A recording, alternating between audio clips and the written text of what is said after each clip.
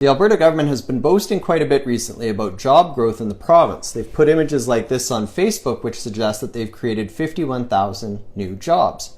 Well, we decided to buy some Statistics Canada data so that we could take a closer look at exactly what's been going on in Alberta over the past while.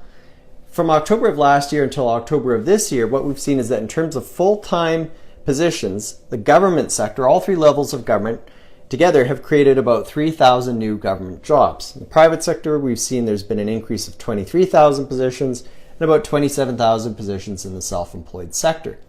But if you go back a little bit deeper and dig into the numbers, say to when the Notley government was elected in May of 2015 and they started to implement their policies, what we see is that the government sector has added 12,000 positions, the private sector has lost 73,000 positions, the self-employed sector is roughly around the same, they're up about 800 spots.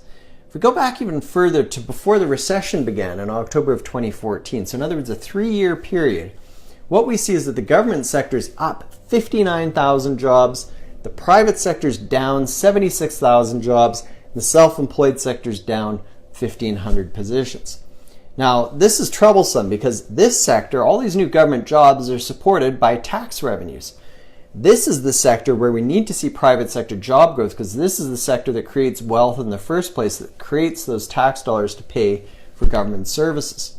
So what can we do to turn things around? Well, there are 3 things. The first thing the government should do is balance the budget. Simply put, if investors see that the Alberta government's having all kinds of debt problems, then they're going to worry that if they invest there, that they might see their taxes go up so that the government can address its debt problems. That's a big concern. If the government would balance the budget, you could help alleviate some investor concerns. The second thing to do would be to immediately scrap the job-killing carbon tax.